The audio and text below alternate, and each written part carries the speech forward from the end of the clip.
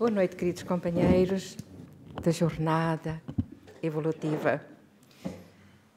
Falar da doutrina espírita, falar das coisas que nos cercam e que nós às vezes não sabemos se estamos sonhando, se estamos acordados, se é verdade ou não. Tinha a minha filha 9 anos de idade quando passou por um processo estranho de uma obsessão. E quando lhe passava aquele estado alterado de consciência, a Cita olhava para mim, Cita é o nome da minha filha, olhava para mim e dizia-me: mãe, ele é tão lindo, tu não vês? E eu não via. Descrevia-me o ser. E na descrição dela era um ser da fantasia e do mundo imaginário das crianças. Era um gnomo. Eu não podia acreditar naquilo. Tendo na ocasião uma amiga que era teósofa, mas vidente e clareaudiente, ela vinha passar as férias à minha casa, ao Algarve, e eu disse-lhe a ela: Patrocínia, passa-se isto com a minha filha, o que se passa? Estou preocupada com ela, eu suponho que a miúda está com problemas mentais. E a Patrocínia, dentro da sua sabedoria e das suas faculdades mediúnicas, disse-me: vamos fazer uma prece e vamos pedir aos meus mentores espirituais que me permitam saber o que é que se passa com a Cita. E assim foi. Fim da prece e momentos de reflexão e de meditação, ela disse-me: Julieta, a Cita vê um gnomo. Há 700 anos que essa entidade elemental a acompanha de todas as vezes que ela reencarna. É um companheiro que a ajuda em suas dificuldades. Enquanto ela estiver até à idade de 10 anos, ele irá acompanhá-la. Após isso, ele se retirará para o seu mundo. Aquilo deu volta à cabeça. Como é que é possível? Gnomo, mas isso é fantasia, são histórias de crianças. Pois é, Julieta, mas eles existem. Busque e você vai encontrar. Naqueles anos 67, 68, eu não encontrava indicação absolutamente nenhuma. O livro dos Espíritos eu já tinha lido, de fio a pavio. Os outros livros complementares da doutrina, idem, eu não tinha encontrado referência alguma aos seres elementais. Nas livrarias não encontrava também livros. Mas a minha ânsia de saber e conhecer levou-me a não descansar enquanto não encontrasse. E é muito interessante que, após anos de pesquisa, de leitura e de conversas com outras pessoas e de testemunhos do nosso Chico Xavier e do nosso Divaldo Franco, que estão inscritas neste livro que eu acabei por escrever, a historinha que eu vivi na praia do Porto de Mós, em Lagos, com uma gaivota. E a história foi tão linda que eu a traduzi para uma história infantil e coloquei o nome, a Sara, que é o nome da minha neta mais velha, e a gaivota. E neste livro estão, portanto, os testemunhos do nosso Chico e do nosso Divaldo. Nós estudamos a doutrina espírita, fazemos os cursos todos, lemos os livros complementares, mas há coisas que se nos escapam. E quando se nos escapam essas informações que estão lá, na profundidade do conhecimento que os espíritos nos trouxeram, nós ficamos na ignorância de algumas situações curiosas e interessantes. É o caso dos seres elementais da natureza. No frontispício da doutrina espírita, nós encontramos espíritas amai-vos e espíritas instruí-vos. E quando o Espírito de verdade nos diz instruí-vos, quer convidar-nos a termos o máximo de conhecimento possível dentro da literatura, de todo o conhecimento que possa chegar até nós. E é isso que eu tenho procurado fazer. Não me limitar só à codificação espírita, porque se eu me limitar só à codificação espírita, eu ficarei com muitos espaços vazios para as minhas indagações, para as minhas dúvidas. E se me perguntarem a mim se eu não tenho dúvidas nenhumas, ao fim de 54 anos de estudo da doutrina espírita e de prática dentro do movimento espírita, eu digo-vos, tenho muitas dúvidas. Porque quem não tem dúvidas satisfaz-se com muito pouco. Num crescendo constante de evolução, nós vamos crescendo também em dúvidas. Questões que colocamos a nós mesmos quando não temos a quem as colocar. Porque se eu for colocar as minhas questões a pessoas que sabem menos do que eu ficarei baralhada e o outro baralhado fica.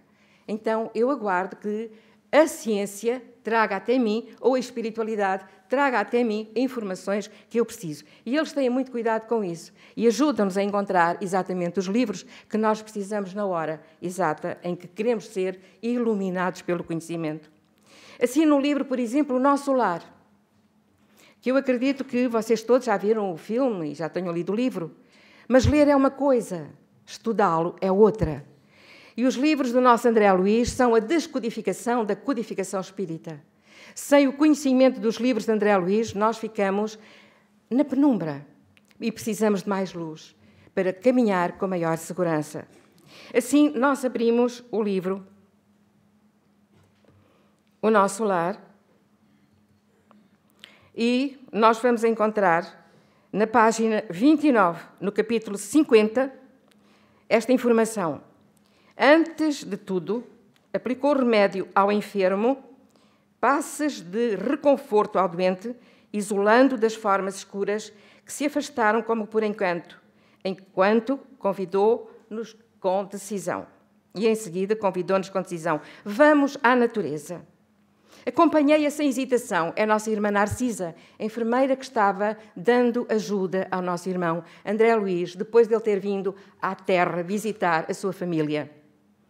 Visitar sua esposa, que havia casado entretanto, visitar os seus filhos, e ele tivera um choque emocional muito grande quando viu que a esposa tinha novamente refeito sua vida e que tudo estava substancialmente alterado no próprio lar com os filhos. E esse choque emocional foi tão grande que ele regressa ao mundo espiritual, regressa ao nosso lar e tem que ser atendido por Narcisa. E Narcisa, essa dedicada enfermeira, vai aonde? Vai à natureza buscar o quê? Buscar algo que a natureza tem para nos ajudar em nossas dificuldades. E aí diz ela assim, não só o homem pode receber fluidos e emiti-los, as forças naturais fazem o mesmo nos reinos diversos em que se subdividem. Por acaso, do nosso enfermo, precisamos das árvores e elas nos auxiliarão eficazmente. Admirado com a lição nova, seguia silencioso. Chegados ao local onde se alinhavam enormes frondes, portanto, enormes árvores, Narcisa chamou alguém com expressões que eu não podia compreender. E daí a momentos, 8 entidades espirituais atendiam-se ao apelo. Imensamente surpreendido, via indagar da existência de mangueiras e eucaliptos. Está a descrever isto André Luiz. Devidamente informada pelos amigos, que me eram totalmente estranhos, a enfermeira explicou. São servidores comuns do reino vegetal, os irmãos que nos atenderam. E, à vista da minha surpresa, rematou. Como vê, nada existe de inútil na casa de nosso Pai. Em toda a parte, se há quem necessite aprender, há quem ensine. E onde aparece a dificuldade, surge a providência. O único desventurado na obra divina é o espírito imprevidente que se condenou às trevas da maldade. E Narcisa manipulou em pequenos movimentos, em poucos instantes, certa substância com as emanações do eucalipto e da mangueira. E durante toda a noite aplicámos o remédio ao enfermo e o enfermo experimentou melhoras sensíveis. Isto no plano físico. Eles estavam prestando também auxílio ao marido da ex-esposa do nosso André Luiz, à viúva do André Luiz. E passemos ao conceituado filósofo, o professor Herculano Pires. Eu estou com pressa porque eu tenho apenas 35 minutos para apresentar um tema que é vastíssimo. E não quero deixar de vos dizer tudo aquilo que eu preciso de dizer para que vocês possam também ter a curiosidade de ir buscar a informação que precisam. Se é que ficam com curiosidade de saber exatamente o que é que nós temos, ou a doutrina espírita, ou outras pessoas, outras fontes de informação têm. E diz então o nosso Herculano Pires, no livro O Centro Espírita, no capítulo 12, página 105. O aparente mecanismo dos naturais está carregado de intenções. Os fisiólogos gregos sabiam disso, e quando Tales de Mileto se referia aos deuses que enchiam o mundo em suas dimensões, afirmava o princípio espírita de que a estrutura planetária, em seus mínimos detalhes, é controlada pelos espíritos incumbidos da manutenção da Terra, desde os simples elementais, ainda em evolução para a condição humana, até os espíritos superiores, próximos da angelitude, que supervisionam e orientam as atividades telúricas. Estamos, então, aqui já entrando num caminho de extraordinária informação sobre a atitude e a atividade dos seres elementais da natureza. Lembramos, naturalmente, também a cena que o Evangelho nos descreve da tempestade acalmada. E aí nós encontramos o quê? No capítulo 8º, versículo 22 a 25. Ainda não conhecemos bastante os segredos da natureza para dizer se há ou não inteligências ocultas presidindo a ação dos elementos. Na hipótese de haver, o fenómeno em questão poderia ser resultado de um ato de autoridade sobre essas inteligências e provaria um poder que a nenhum homem é dado exceder. Se nós lermos no Evangelho aquilo que Lucas escreve sobre a tempestade acalmada, nós vamos perceber que Jesus utilizou também os seres elementais da natureza, que são as ondinas, são as sílfides, que ajudam a superar algumas dificuldades em termos dos elementos da natureza. Podemos então parar aqui um pouco e pensar se Jesus não tinha consciência da tempestade, quando tudo era violência dos elementos da natureza, e os discípulos estavam apavorados e logo estariam gritando, pois que se sentiam inseguros. E Jesus não acordava. E seria preciso ele acordar? Não estaria ele a pôr à prova, mais uma vez, aqueles homens que escolhera para o seguirem e serem eles os continuadores da sua mensagem? São questões que nós podemos perguntar a nós mesmos e a quem de direito que aí souber mais do que nós. Se Jesus tudo sabia e estava dentro do conhecimento de todas as coisas, ele via mesmo a dormir, ele via com os olhos fechados, ele tinha uma capacidade de tudo ver, sentir e observar que nos falta ainda a nós. Um dia teremos, naturalmente, quando atingirmos a plenitude espiritual da dimensão dele.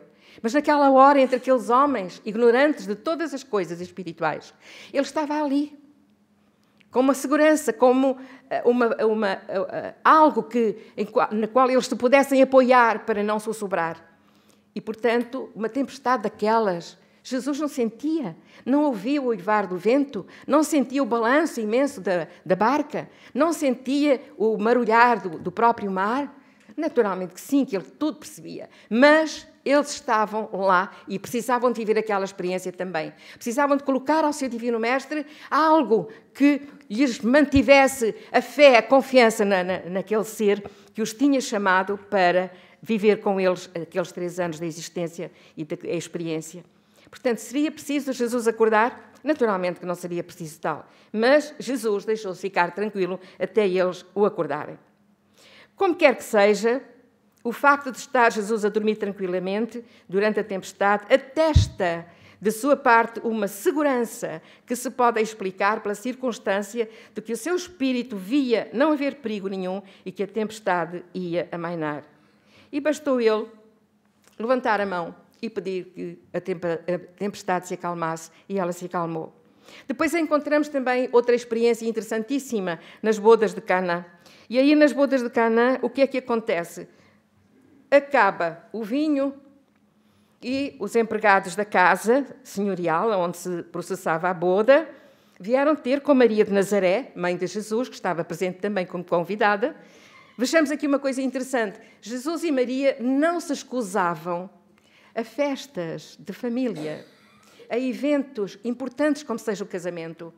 Eles estavam presentes porque foram convidados. E isto reporta-nos, portanto, a nossa necessidade também de não abdicarmos da nossa vida social, da nossa vida familiar. Porque, às vezes, parece que a má interpretação, ou a feituosa interpretação, ou a má, não sei, pronto, de que o espírita, principalmente o dirigente espírita, o trabalhador espírita, o médium, deverá ser uma pessoa recatada do mundo. Mas nós somos do mundo e vivemos no mundo. E se não nos integrarmos das coisas do mundo, como vamos nós evoluir? Não é fechando-nos em nossas casas, não participando e não partilhando das coisas do mundo, da sociedade, da família, que nós vamos evoluir. São experiências interessantes e muito bonitas e de que o Evangelho nos dá mostra de sobra sobre elas. E na boda de Canaã nós encontramos, portanto, esta singular situação curiosa. Os homens vêm ter com ela, os serviçais da casa, e dizem: Senhora, acabou o vinho, a festa ainda está em meio, que vamos nós fazer? E ela diz-lhes: ide ter com meu filho e fazei tudo o que ele vos ordenar, tudo o que ele vos mandar. E é muito interessante esta forma como Maria se revela falando de seu filho. Fazei tudo o que ele vos mandar. Jesus deu-nos uma série de dicas, deu-nos uma série de orientações, deixou-nos pano de sobra para nós podermos desenvolver a nossa capacidade evolutiva, através, portanto, de todas as informações que Ele nos legou. Lições de vida, e nós precisamos aproveitá-las nesta hora de grande transformação espiritual. Precisamos porque é a hora. Se não aproveitarmos agora, nós vamos ter muitas decepções no nosso futuro. Aproveitemos agora este momento e esta oportunidade. Temos a Casa Espírita ao pé da nossa casa. Temos a oportunidade de ver quem nos fala, quem nos oriente. Temos a oportunidade de estudar em conjunto, de crescer junto. E isto é qualquer coisa de extraordinário, de belo, de nobre. Que há milhões de criaturas, nossas irmãs no mundo, que não têm esta oportunidade, esta possibilidade. Então, a energia universal, geradora de vida no universo, é um fluido cósmico que enche todo o universo e que encontramos nas mais diversas modificações e extensões, como energia elétrica, energia atómica, raios laser, infravermelhos, ultravioletas e, naturalmente, outros muitos mais. E nós precisamos ter consciência disto. Tudo isto provém de onde? Do fluido cósmico universal, no qual nós nos encontramos mergulhados, no qual nós conseguimos viver e mantermos-nos à superfície como se fôssemos náufragos. Então, nós precisamos de conhecer, de saber, de estudar. E encontramos aqui, portanto, várias fontes de energia que nós podemos analisar, perceber como é que tudo isto flui, como é que tudo isto avança, como é que tudo isto aparece, como é que tudo isto age na nossa vida e no próprio planeta Terra. Na Gênese, item 18, capítulo 6, página 116, nós encontramos estas informações preciosíssimas, queridos amigos, em que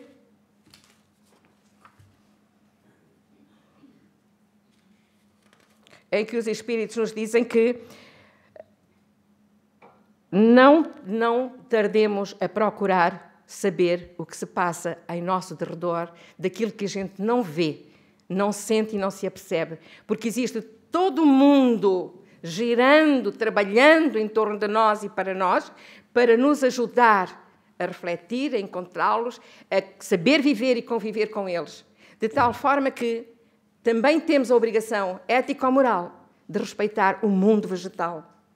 O mundo vegetal é também ele superentendido, governado por seres elementais.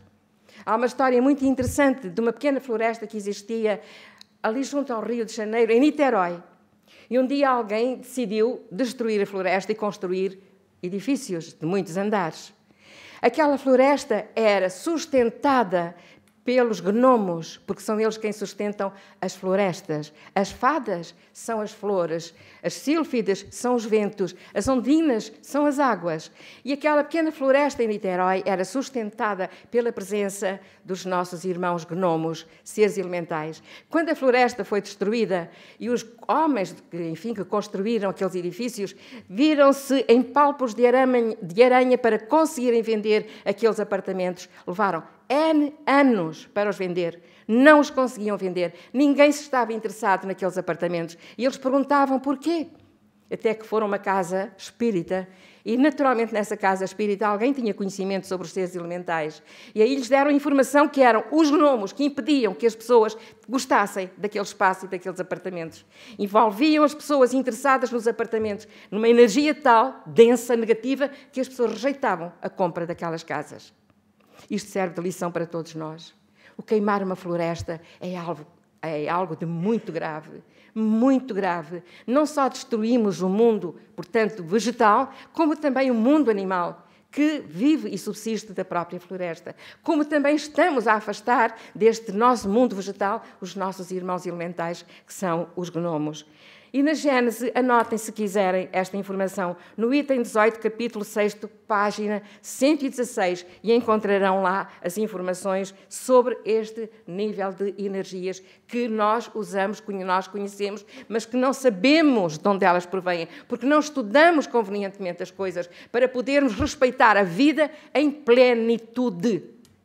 Nós fazemos parte de um plano divino. E esse plano divino chama-se vida. E vida em abundância, conforme o próprio Jesus nos falava. Toda a criatura mineral, toda a criatura vegetal, toda a criatura animal, ou qualquer outra, porquanto há muitos outros reinos naturais de cuja existência nem sequer suspeitais. Não sou eu quem digo. Se sabe, em virtude desse princípio vital e universal, aproveitar as condições de sua existência e de sua duração. Se nós começarmos a nos envolver com o conhecimento mais profundo da vida, nós vamos perceber quão maravilhosa é a existência, como Deus é grande, como Ele é sábio e como Ele trouxe tudo até nós, para que nós tivéssemos tudo à nossa disposição, para podermos gozar de saúde, de bem-estar, de paz, de alegria, de beleza. E nós fugimos destas coisas e nos distraímos com outras de menos importância. E na Revista Espírita, ano 2º, número 9, páginas 249 e 250, as tempestades, o papel dos espíritos nos fenómenos naturais.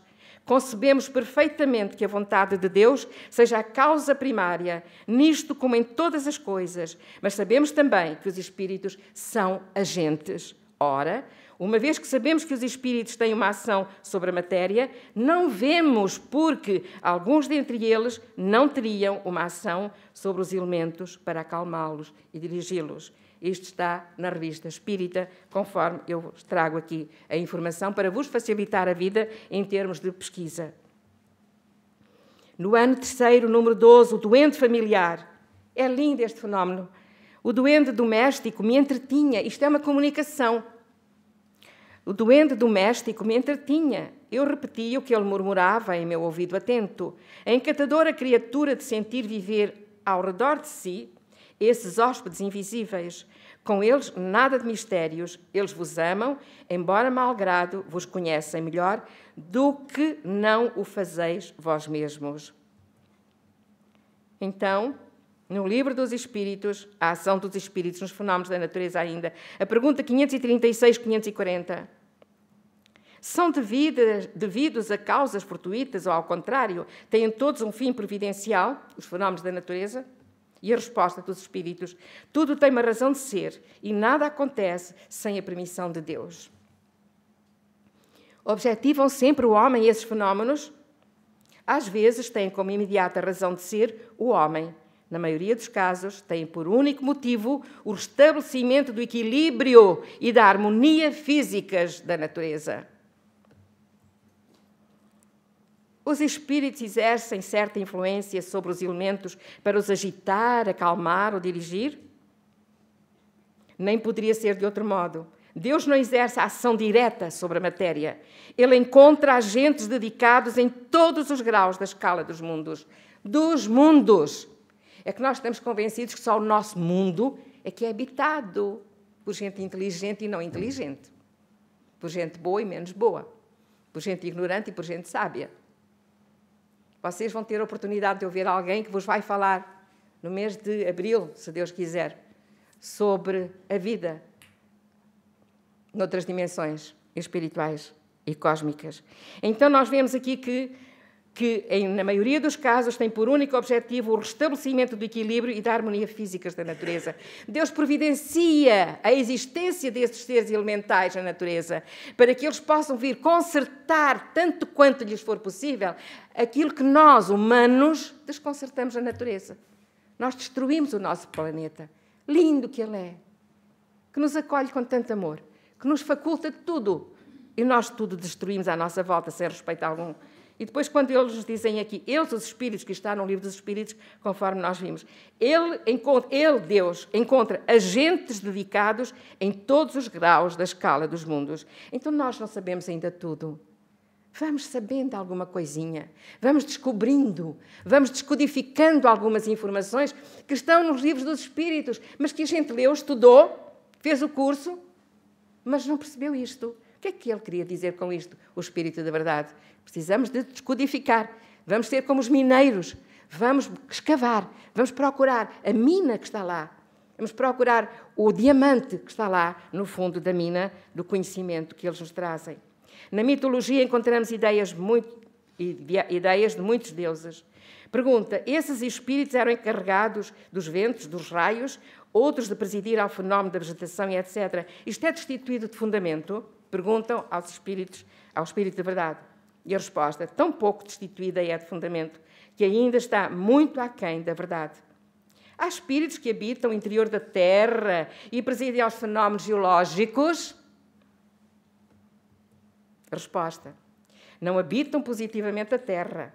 Presidem aos fenómenos e os dirigem de acordo com as atribuições que têm. Dia virá em que recebereis a explicação de todos esses fenómenos e os compreendereis. Dia virá. Significa, então, que, homeopaticamente, a espiritualidade nos vem trazendo informações. Não nos dizem tudo de uma só vez. Nós não temos condições intelectuais de receber toda a informação que Deus Pai tem para nos dar, que a espiritualidade superior tem para nos trazer.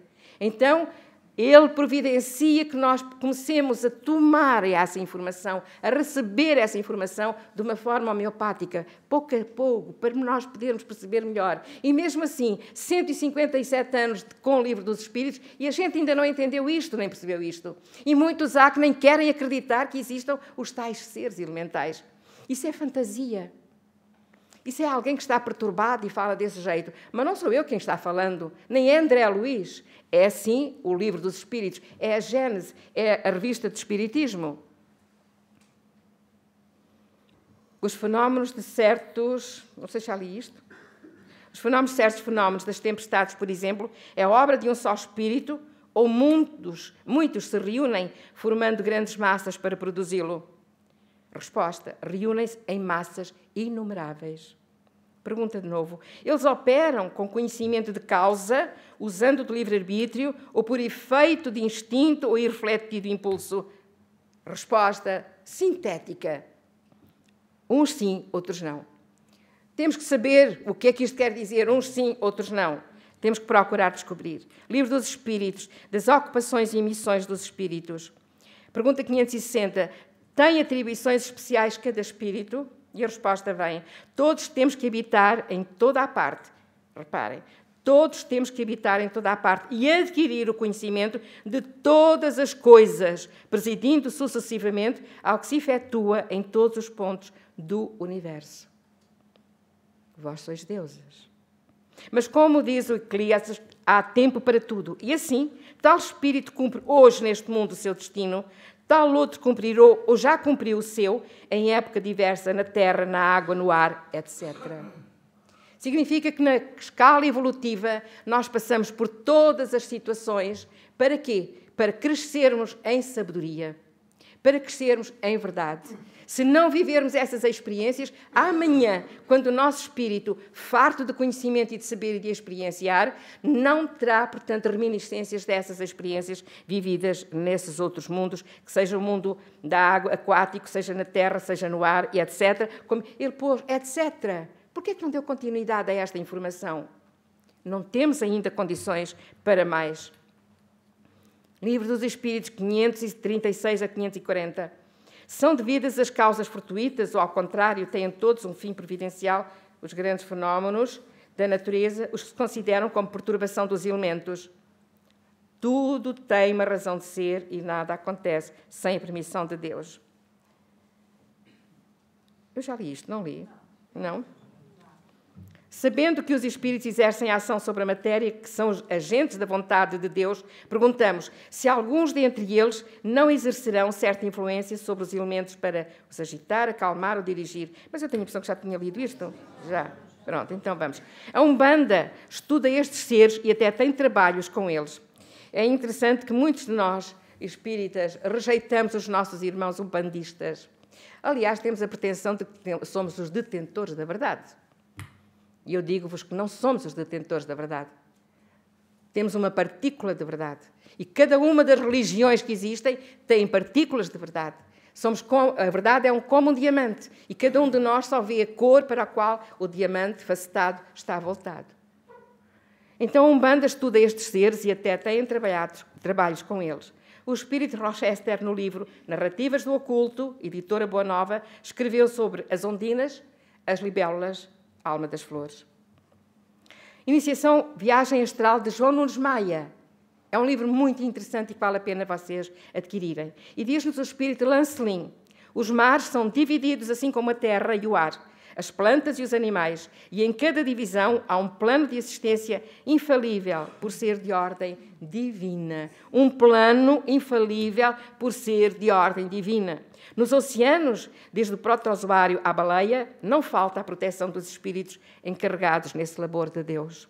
As montanhas, campinas, lavouras, cerrados, matos, horticultura, floricultura, pecuária, tudo recebe as bênçãos de Deus através dos espíritos adestrados neste ramo da operação. O ar e o fogo têm a sua falange que os orientam. As chuvas, até mesmo as tempestades, os tufões e os furacões, que aparentemente são destruidores, limpam a natureza, carregada de magnetismo inferior, plasmado pelo próprio homem, que se descuidou da higiene mental. E quando nós falamos na casa espírita que é preciso ter cuidado com as nossas formas de pensamento, isto é uma realidade. Temos muita responsabilidade com o que se passa na psicosfera da Terra, porque nós emitimos imagens e mensagens para a psicosfera que vai poluindo a própria psicosfera da Terra, que se traduz depois em grandes tempestades, que se abatem sobre nós, não como castigo, mas como resultado da nossa incúria, naturalmente. E temos o nosso Divaldo. Existem espíritos elementais na natureza? Sim. Existem e contribuem em favor do desenvolvimento dos recursos da natureza, tornando-se assim alguns deles deuses. Qual o estágio evolutivo? Alguns de elevada categoria e comandam os menos evoluídos que se lhes submetem docilmente. Tal como nós, na fase humana, também temos pessoas que mandam sobre nós e comandam porque têm mais condições para o fazer. E nós apenas nos resta obedecer para aprender também e amanhã podermos nós ser a comandar. Nos seres elementais, naturalmente, que existirão também alguns com mais capacidade evolutiva e que poderão, portanto, conforme o nosso Divaldo nos diz, que comandam os menos evoluídos.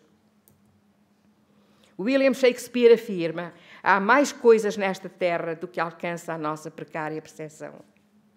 E estes homens sábios, que tiveram naturalmente algumas experiências interessantes, não percebem o que estas criaturas que saem fora da vulgaridade, como Shakespeare, que nos trazem esta frase tão importante, nós não percebemos o que é que querem dizer em profundidade. Há mais coisas nesta Terra, portanto, neste planeta, do que alcança a nossa precária percepção.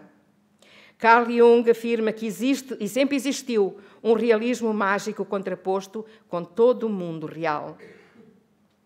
Arthur Conan Doyle escreveu um livro sobre o assunto, mas só existe em inglês, infelizmente. Ninguém ainda teve coragem de o traduzir. Vivemos na terceira dimensão, certo? Existem então outras dimensões abaixo e acima de nós? Muito ainda temos que palmilhar neste vasto campo do conhecimento da vida e de seus segredos, que serão um dia entendidos por todos nós quando tivermos ouvidos de ouvir e olhos de ver. Ainda que haja uma terrível tempestade e grande destruição à sua volta, leia: não temas, porque eu estou contigo, não te assombres, porque eu sou o teu Deus. Tu estarás seguro no meio da tempestade, na palma da minha mão, por debaixo de ti, estão os meus braços eternos. Está em Isaías, e Deuteronômio também. Queridos amigos, acreditamos ou não acreditamos, de querer acreditar ou não querer acreditar, depende de cada um de nós querer saber mais ou não querer saber. Ficar mais na ignorância, querer, portanto, abrir-se mais à influência do conhecimento que nos trará mais luz, mais segurança na própria vida. Terminamos o nosso trabalho com o desejo de que, efetivamente, nós possamos partir daqui com uma curiosidade sadia, procurar saber sobre os nossos irmãos elementais. Eu soube através da experiência da minha filha. Espero que vos tenha agradado e que vos tenha aberto alguma sensibilidade, dar-vos alguma sensibilidade para poderem ir pesquisar e saber. E não esqueçam, eu trouxe alguns exemplares do livrinho que eu escrevi para as crianças. Este foi o primeiro livro, já escrevi mais 2 para as crianças. Parece que não sei escrever para adultos. Naturalmente é a minha alma de criança. Tento tanto comunicar-se com as crianças. É uma historinha muito bonita, verdadeira. Tudo o que aqui está escrito aconteceu na realidade na Praia de Portimós, no mês de outubro, com a nossa irmã Gaivota. Serve, portanto, a venda deste livro para a nossa casa aqui em Sandel, aqui na cidade de Coimbra, onde nós estamos. Porque a casa precisa de ajuda e nós colaboramos com a singeleza do nosso trabalho. Muito obrigada, que Jesus nos recompense com o nosso esforço, com a nossa vontade e com o nosso desejo de, efetivamente, crescermos para Ele. Obrigada.